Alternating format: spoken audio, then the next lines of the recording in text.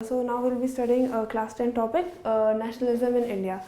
Basically as you know जैसे जो nationalism जिस तरीके से यूरोप में स्प्रेड हुआ था तो उसी तरीके से इवेंचुअली नेशनलिस्ट वाले जो सेंटिमेंट्स थे वो मतलब और कंट्रीज में भी स्प्रेड होने लगे थे अक्रॉस एशिया एंड अफ्रीका। और जैसे वियतनाम में था कि वहाँ पे जो एंटी कॉलोनियल मूवमेंट था वो नेशनलिस्ट मूवमेंट के साथ साथ अलाइनमेंट में था, तो उसी तरीके से जो एंटी कॉलोनियल मूवमेंट था उसी तरीके से इंडिया में भी वो दोनों सेंटिमेंट्स साथ में ही थे कि जो जब एंटी कॉलोनियल जो कॉलोनिस्ट थे उनके अगेंस्ट जब जो उनको फीलिंग्स उनका मतलब उन लोगों ने रियलाइज़ किया कि उनको अपने कंट्री के फ्रीडम के लिए वर्क करना चाहिए, तो उसी तरीके से उन्होंने अपना नेशनलिस्ट मूवमेंट उन्होंने अपनी नेशनल आइडेंटिटी डिस्कवर करना शुरू की। उन्होंने धीरे धीरे जो कॉलोनियल प्रेजेंस को अपोज करना शुरू किया, तो उसका उनका प्रोग्रेस उस तरीके से वियतनाम के एक्सपीरियंस से सिमिलर था। इंस्टेड ऑफ कि जस्ट कि उन लोगों को मतलब रेवोल्यूशन करके जिस तरीके से फ्रांस में पहले हुआ था फ्रेंच रेवोल्यूशन, उस तरीके से ही उनका इंडिया में थोड़ा डिफरेंट मतलब लाइक जैसे वियतनाम में हुआ था एंटी कॉलोनियल नेशनलिस्ट मूवमेंट का मिक्स उस तरीके से हुआ था। तो सबसे पहले 1915 में अप्रॉक्सीमेटली उस टाइम में जो एज यू नो कि महात्मा गांधी थे वो साउथ अफ्रीका में से मतलब वहाँ पे उन्होंने जब अपना अगेंस्ट जो उनका जो जितने भी वहाँ पे जो रेशियल जो डिस्क्रिमिनेशन थे उसके अगेंस्ट जो उन्होंने जितना मूवमेंट किया था उसके बाद वो इंडिया वापस आए थे। तो इंडिया में सबसे पहले उन्होंने वापस आके जो उन्होंने अपना जो मेथड उन्होंने वहाँ यूज़ किया था सत्याग्रह, उसको उन्होंने बाद में यहाँ पे इम्प्लीमेंट करने के लिए कोशिश की। तो पहले उन्होंने वहाँ पे इस मोर लाइक कि वो उनका जैसे कह सकते हैं इन वे आइडियाज़ अपने टेस्ट करने का उनके पास अपॉर्चुनिटी था, एंड फिर उन्होंने इंडिया का उन्होंने टूर किया टू सी कि यहाँ पे किस टाइप की मतलब लोगों की सिचुएशंस हैं एंड कैसे मतलब उसको इस सिचुएशन को टैकल किया जा सकता है। तो उसके पर्पस के लिए फिर वो काफ़ी इंडिया उन्होंने ट्रैवल किया। तो सबसे पहले जो उनका जो आइडिया था of Satyagraha, basically Satyagraha is made of the words in Hindi सत्य और आग्रह। तो मतलब it's basically the you can say the path of the truth की मतलब जिस तरीके से कि वायलेंस, इनका एक और कॉन्सेप्ट जो मेन था वो अहिंसा का था कि नॉन वायलेंस का। तो basically through the power of truth कि आप अपने जो जिसको जो आपको अपोज कर रहा है उसको आप कन्विंस कर सको कि मतलब इंस्टेड ऑफ रिसोर्टिंग कि आप वायलेंस करो या फिर कोई और मेथड, तो उस चीज़ के लिए मतलब बेसिकली सत्याग्रह का वही था कि आप साइलेंटली दूसरे अपने पोजीशन को कन्विंस कर सको अपने पावर्स ऑफ परसुएशन से and instead without resorting to violence. तो उनके अकॉर्डिंग जो पावर ऑफ ट्रूथ था वो सबसे मोस्ट पावरफुल चीज़ थी, तो उससे ज़्यादा मतलब कोई चीज़ स्ट्रॉन्ग हो नहीं सकता। तो उस सेंस में इसलिए वो किसी भी अपोनेंट के अगेंस्ट हिल भी मतलब वो उससे वो बेटर ही होंगे। एंड मतलब जो अपने रियलाइज़ करना चाहिए उनके अकॉर्डिंग कि instead of resorting to violence कि वो अपने आप को मतलब उनका ट्रूथ इज स्ट्रॉन्ग इनफ कि जो वो अपने प्रिजर्वेरेंस के थ्रू दूसरे इंसान को कन्विंस कर सकते हैं of their side. And also satyagraha का जैसे उन्होंने बाद में इसी नॉन वायलेंस वाले आइडिया को कि जो सिंपल प्रोटेस्ट एंड मतलब बिना दूसरे मतलब सिर्फ उसमें भी मतलब विदाउट रिजॉर्टिंग टू वायलेंस, उसको उन्होंने बाद में इम्प्लीमेंट करने की कोशिश की। जैसे उन्होंने 1906 में चंपारण में उन्होंने मूवमेंट किया था जो मोस्टली इंडिगो वाले जो फार्मर्स की जो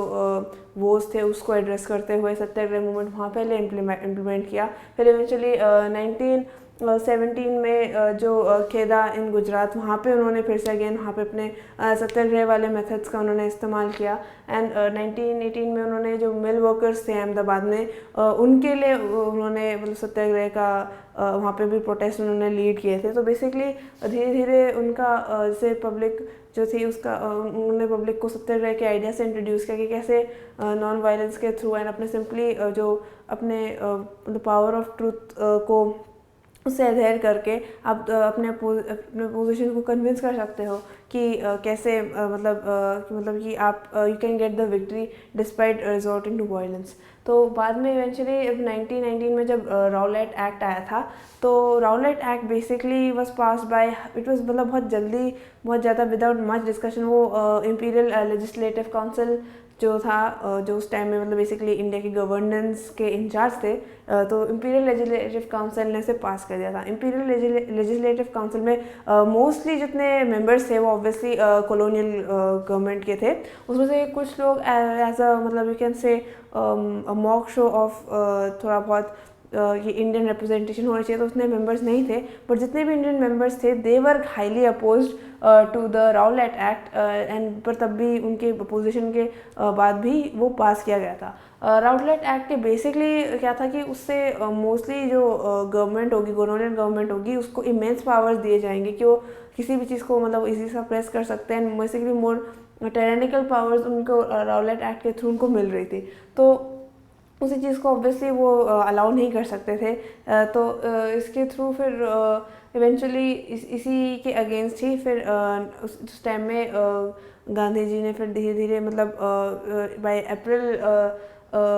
अप्रैल 6 उन्होंने हड़ताल उन्होंने अनाउंस किया था कि लोग स्ट्राइक करेंगे। हड़ताल ने बेसिकली वही था कि जैसे सर्विसेज ना प्रोवाइड करना या फिर मतलब कोऑपरेट नहीं करना गवर्नमेंट के साथ उस टाइम में। तो इवेंचुअली इससे काफ़ी मतलब जो गवर्नमेंट काफ़ी फ्राइटेंड थी कि पहली बार इतना बड़ा मास मूवमेंट हो रहा है कि लोग मतलब कोऑपरेट करने को तैयार नहीं है। तो गवर्नमेंट ने क्या किया कि उन्होंने बहुत रिप्रेस करने की कोशिश की, क्योंकि देवर एक्सट्रीमली अफ्रेड कि जो लाइंस ऑफ कम्युनिकेशन होंगी, जैसे जो टेलीग्राम होता है या फिर जैसे जो रेलवे सर्विसेज होते हैं which are like really important for the colonial government, क्योंकि जैसे टेलीग्राम के थ्रू उनके administration in such a large country वो बहुत एसेंशियल होता है कि वो कम्युनिकेट कर सके from one end to another, in specially अगर उन्हें इंडिया जैसी इतनी वास्ट कंट्री को गवर्न करना है। या फिर इवन रेलवेज़ का ये कि जो इनके जितने मिलिट्री सप्लाईज हो या फिर मे बी जो उनके प्रोड्यूस हो, इनका जितना इकोनॉमिक फ्लो है वो सब बंद हो जाएगा। तो इन सब चीज़ों के लिए बहुत अफ्रेड होते हुए गवर्नमेंट ने बहुत ब्रूटल रिप्रेशन शुरू किया। एंड जैसे इवेंचुअली अप्रैल में शुरू में अराउंड 10 अप्रैल मतलब जैसे अमृतसर में मतलब वॉयलेंट क्लैशेस होने लगे विद द पुलिस। एंड बाद में उन्होंने जो जनरल डायर है उनको उन्होंने अपॉइंट किया कि एंड मार्शल लॉ डिक्लेयर कर दिया गया। मार्शल लॉ में बेसिकली एब्सोल्यूट पावर जो आर्मी होती है, जो पुलिस होती है, उन सबको दिया जाता है, इंस्टेड ऑफ कि जो नॉर्मल से उस टाइप के मतलब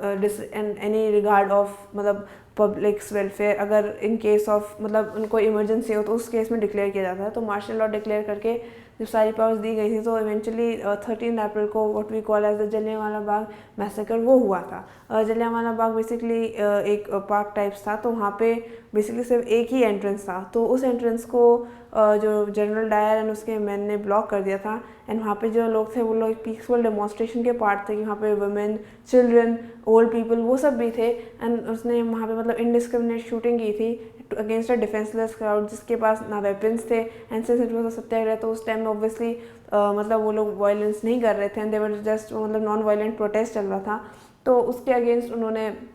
उस टाइम शूटिंग कर दी थी। एंड उसके बाद आफ्टर दिस ऑब्वियसली जो लोग थे और ज़्यादा वायलेंट होने लग गए थे। एंड मतलब और जगह में भी इंडिया के क्रॉस जहाँ पे हो रहे थे ये मूवमेंट, वहाँ पे और क्लैशेस होने लग गए थे। तो इतना सब वायलेंस देखकर गांधी जी ने ये मूवमेंट कॉल ऑफ कर दिया था। अब इस टाइम में 1920 इसके बाद as we know main reason कि इतना जो नेशनलिस्ट फीलिंग जो लोगों के बीच में डेवलप होने लगा था बिटवीन कि जब गांधी जी आए थे एंड राउलेट एक्ट जब इम्प्लीमेंट होने वाला था उसके बीच में ये जो मतलब इवन तो बीच में जैसे पहले जो फर्स्ट वॉर ऑफ इंडिपेंडेंस के बाद बहुत टाइम तक there was you can say कि बीच में किसी ने कुछ किया नहीं था। तो मेन रीज़न इस टाइम में ये था कि इस टाइम में 1914 टू 1918 में वर्ल्ड वॉर हुआ था। अब वर्ल्ड वॉर के वजह से बेसिकली क्या था कि एज वी नो कि इंग्लैंड टुक पार्ट, जो ब्रिटेन है basically they took part in the world war as मतलब वो लोग भी एलाइज के पार्ट थे। तो उन्होंने obviously they needed army, they needed supplies. तो उस टाइम में उन्होंने जैसे इंडियंस को फोर्सफुली आर्मी में कॉन्स्क्रिप्ट किया था कि they were force to participate in the war, जबकि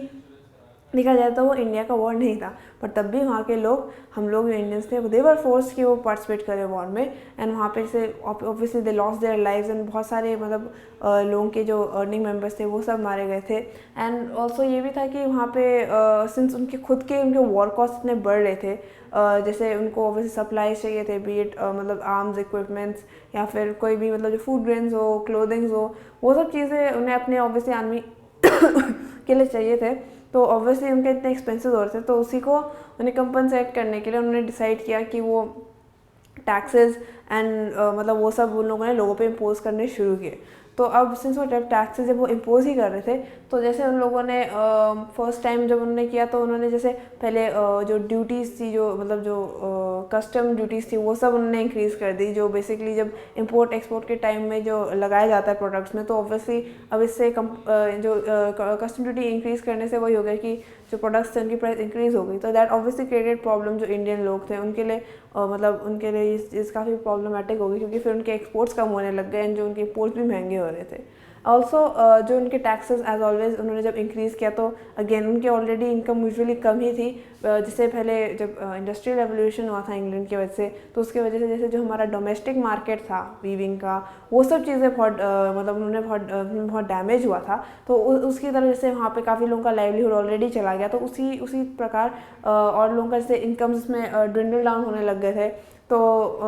उसी की वजह से जब और टैक्सेशन हुई तो और लोगों की जो स्टेटस है वो और भी ज़्यादा ख़राब होने लग गई थी। ऑल्सो जो ग्रेन्स था उसकी भी जैसे प्राइसेस बढ़े जा रहे थे, तो जो जनरल पब्लिक थी, जो स्पेशली जो पुअर लोग थे,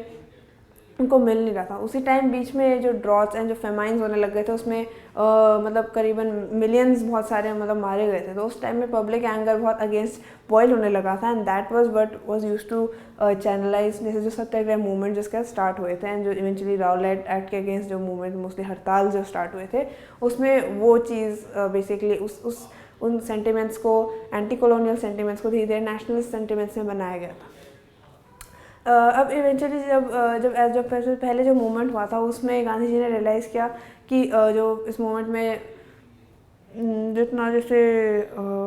जो वो है कि जो लोग पार्टिसिपेंट्स थे, देवर इवन दो ये पहली बार मास मूवमेंट हुआ था, बट जो पार्टिसिपेंट्स थे देवर मोस्टली फ्रॉम जो टाउन्स एंड सिटीज़ के थे, इंस्टेड ऑफ बीइंग फ्रॉम मतलब कि वो हर जगह विलेजेस में भी स्प्रेड हो। तो उसी तरीके से उन्होंने फिर कोशिश किया कि वो और लोगों को इस मूवमेंट के अंदर इंक्लूड कर सके। जैसे उस टाइम में क्या था कि after the defeat of world war जो ओटोमन एम्पायर था वो डिफीटेड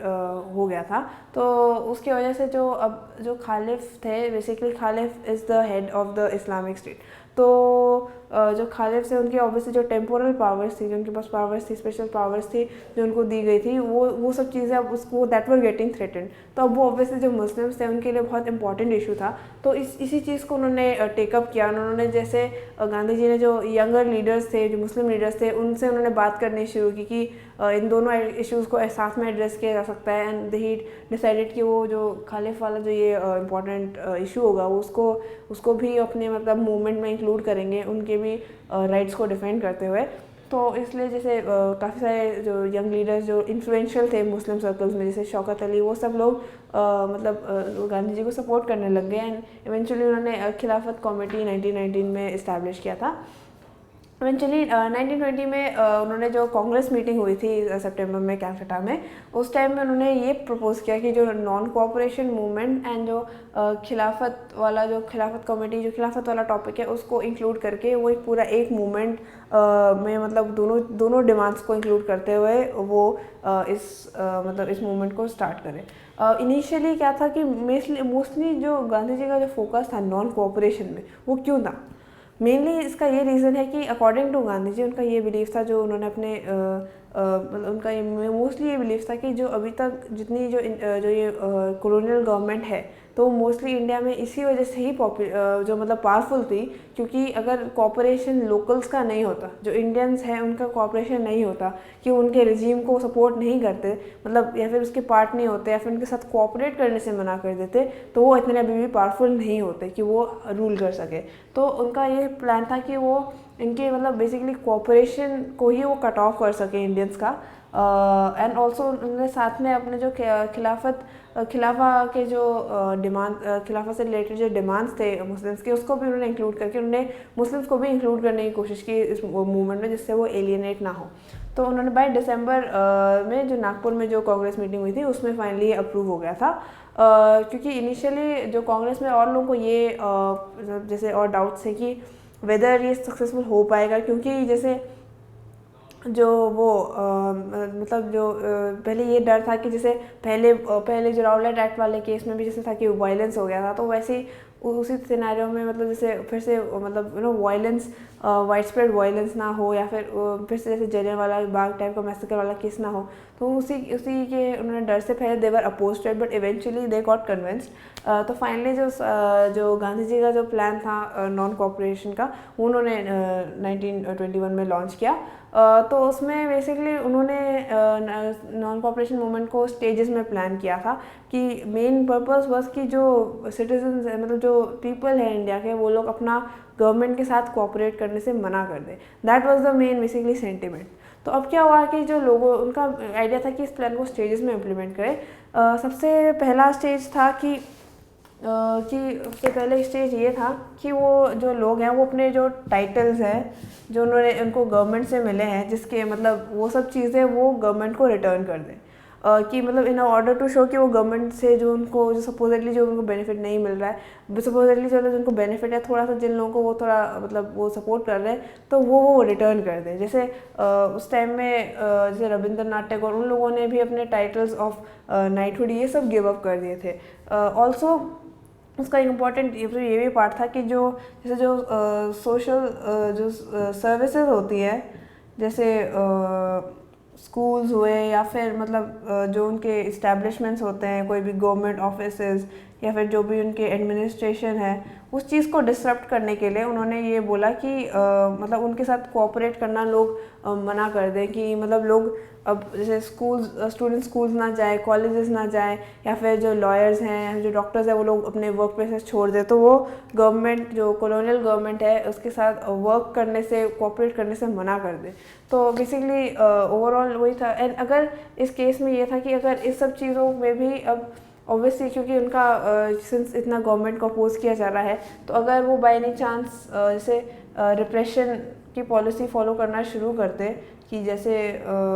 कैसे कह सकते हैं कि मतलब उन्होंने जैसे पिछली बार जब वायलेंट रिप्रेशन किया था उसी तरीके से, तो उसको वो अपोज कर सकते थे through what he called as civil disobedience. मतलब सिविल डिसोबीडियंस इसकी मतलब जो सिविल जो रूल्स होते हैं, नॉट क्रिमिनल रूल्स, उनको ब्रेक करना,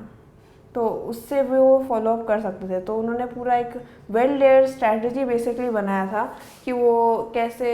कॉलोनियल गवर्नमेंट को इस सेंस में वो कम्बैट कर सकते हैं, एंड मेनली फोकसिंग ऑन कि उनके जो कि cooperation of the people of India.